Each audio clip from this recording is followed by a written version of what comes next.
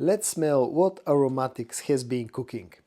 Hello friends, I'm George, the nice medic gentleman. Welcome back to the channel guys, I hope that all of you are doing well. It's time for your daily dose of some fragrance content, and today I'm going to share with you my first impressions on two fragrances that I was really looking forward to trying. Both of them are co-created by French Avenue and Neep, who is better known by his YouTube name Aromatix. He's a fellow YouTube reviewer and a fragrance influencer. And again, I was really looking forward to trying these fragrances because I was really interested to see what Aromatix or Neep has co-created along with the brand of French Avenue and Fragrance World. The two fragrances are called Royal Taboo and Carnal Desire, and I'm going to start with Royal Taboo. I'm not going to focus too much on the presentation and the bottle design. I'll leave that for the full review into the upcoming weeks, but I can tell you that I can definitely give a 10, a score of 10 when it comes to the whole presentation, the quality and everything else. Both fragrances come really nicely packaged, really impressively packaged. Both of them come in a very thick cardboard boxes, and a very interesting way that the whole presentation has been designed is the fact that the bottle itself sits inside, but part of the aromatic sign is basically part of the whole presentation. In order to get to the actual bottles, you need to pull those two parts of the box out, and the sign aromatics, which is visible only when the doors are closed, reveals the whole beauty of the fragrance bottles.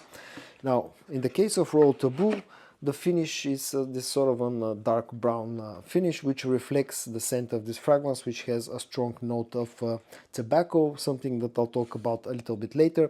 Now, I know that some people call the bottle design a little bit tacky, and I can see why that's the case, but to be honest, I personally kind of like the whole idea, the whole presentation.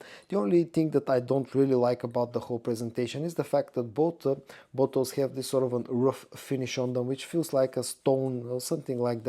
I personally would have preferred if the bottles had more of a glossy or a finer finish on them. But other than that, the whole presentation and the bottle design is pretty much top-notch.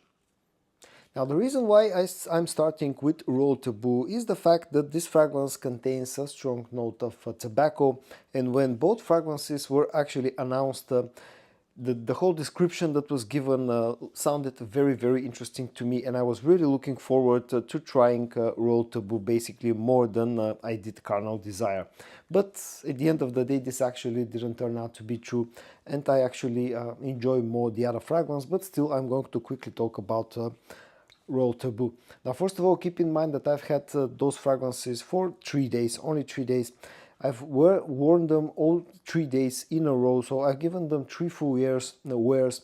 And also keep in mind that I bought these bottles with my own money. They weren't sent to me for free from Neep or any retailer or seller.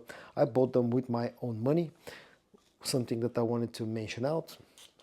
Now, first of all, the sprayers on both bottles are actually very nice. They have really nice distribution. Now, when I initially smelled this one for the first time, and even now that I'm smelling it for like the 4th or 5th time, the first few seconds in the opening smell very nice, and actually smell very close to one of my all-time most favorite niche fragrances that contains the note of tobacco, and that fragrance is Naxos from Xerjoff. So I really got very happy when I first smelled this one in the air, but unfortunately this similarities to Naxos only last for like, I don't know, 5, 10, 15 seconds. And after that, this fragrance turns into something that's very spicy, at least to my nose, quite peppery, although in the note breakdown of this fragrance, I don't think there's a peppery note listed, but definitely this comes across very peppery after the first few seconds. And also it's also very strong on the cinnamon note in the first few minutes, something that I don't really appreciate that much, to be honest. I think they could have done without so much spiciness in the opening. If the opening was for a longer time it was similar to Naxos, it would have been better. It goes through this phase for about 5 to 10 minutes where I don't really enjoy the fragrance that much, because it has this almost sort of a bitter or sour sort of an after smell. and it's also very strong on the tobacco note, and there isn't much sweetness in that time frame, you know, the first 10 to 15 minutes of the life of this fragrance. The first few seconds are absolutely fantastic, but then for the next 10-15 minutes, this is a very, very spicy, very peppery fragrance, and I don't enjoy that part of the life of the fragrance. After that period of time, this actually, when it starts to go into its mid dry down and early dry down, it transforms into something that has a bit of sweetness, some vanillic sweetness, some amber sweetness. It has a bit of woods somewhere in the background. It has a strong tobacco note, and because of the cinnamon, the vanilla, and the tobacco, at that time frame of its life, it actually smells quite similar to Tobacco Vanille from Tom Ford. After those 15 to 30 minutes, when it goes to about 1 hour after you've sprayed this one, it transforms again into something that smells very similar to Herod, Parfum de Marly's Herod. But it has a little bit less sweetness than Herod, and also feels a little bit more spicy than Herod, but still that's the closest thing that closest to another fragrance that I can relate this one to. And that goes pretty much through the dry down of this fragrance. In the very, very late dry down, the tobacco note gets stronger and stronger, and on the very late dry down of Royal Taboo, to me this smells like a mix between Herod and Tabacular from the Dior Private line. So basically you're getting a very strong tobacco based fragrance, a scent that very strongly relies on the tobacco note. Again, I'm not a huge fan of the opening, and basically in the first 15 to 20 minutes, because of that spiciness, and that's probably the part of this fragrance that I enjoyed the least. All around, I thought that I will enjoy this more than I actually do, which was kind of surprising for me because I enjoy you know, tobacco based fragrances. But first of all, it smells so similar to a few other famous fragrances that it a little bit ruins the experience for me personally. And the other reason why I, at least for the moment, I don't enjoy this one that much is because of that spiciness. I think they could have toned down the spiciness a little bit just to make it a little bit more enjoyable and slightly more wearable. The quality of the scent on its own, it's actually pretty good. The performance also seems to be pretty good, although I had a little bit higher expectations on that front as well. But it's definitely not a weak fragrance for sure. I just expected it to be slightly more, you know, slightly stronger. But still, keep in mind those are very early impressions. I've had this for only 3 days, so I don't want to talk too much about performance. I'll leave that for the full review. Now let's move on to the other fragrance that's called Carnal Desire, the one that I actually enjoy more compared to Royal Taboo. Presentation is pretty much identical, apart from the fact that this has this sort of a reddish finish, which I think reflects one of the notes that it uses, the note of raspberry. And other than that, it's pretty identical bottle design. Again, I would have preferred if the bottles actually had a slightly you know, glossier finish, a smoother finish. They just feel a little bit rough in hand, but again, presentation is top notch. It's a 10 out of 10 presentation. Let me show you a sprayer of this one. Again, fantastic sprayer, great distribution and everything else. And onto the scent of Carnal Desire. Now, the way that this opens in the first few seconds, again, just like with Royal Taboo, I really like the opening of this one. It's a very, very sweet, very bubblegummy opening. I think there's a cotton candy note used in this one. There's some raspberry, some other fruits, and this, to my nose, opens up in a very similar way to Jean-Paul Gaultier's Ultra Mauve. Only for the first few seconds, but I am a huge fan of Ultra Mauve, and I really like the opening of Carnal Desire, and you know, with its very bubblegummy, very sweet opening, it actually smells very, very nice. Fortunately enough, the opening here, that sweetness lasts for a longer time compared to Royal Taboo, and actually this sweetness stays for probably the first 5 to 10 minutes, which is a good thing. Somewhere in the background, immediately after you spray this one, you get the agar oud, which just pokes its head up, and also quite a strong leather note.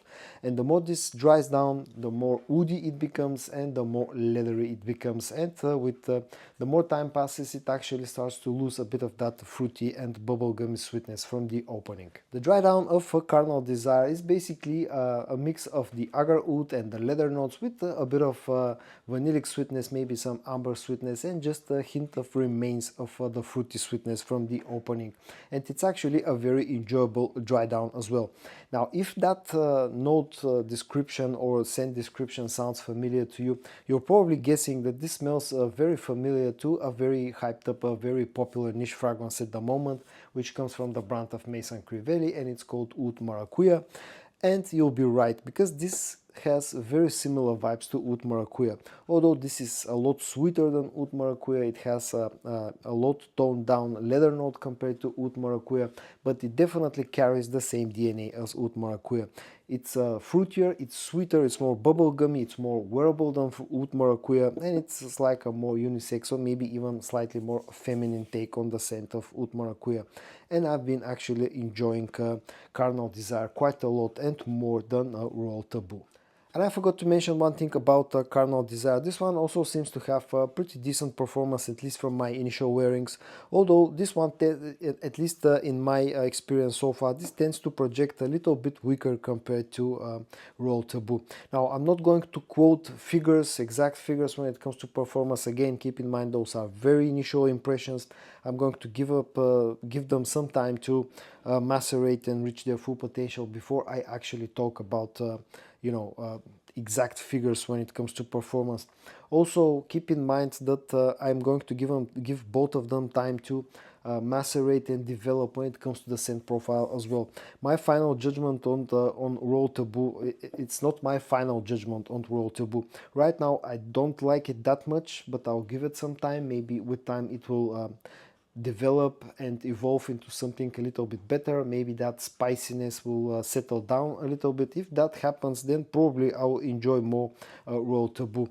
As for Carnal Desire, this one has been enjoyable since day one. So is it worth checking out Royal Taboo and Carnal Desire? If you enjoy tobacco-based fragrances, strong tobacco-based fragrances, if you enjoy fragrances like Parfums de Marly Herod, like Tobacco Vanille from Tom Ford, like Tabacular from the Dior private line, then probably you should check out Royal Taboo from Aromatix, from the Aromatix line, and French Avenue, because this one smells quite similar to those original fragrances.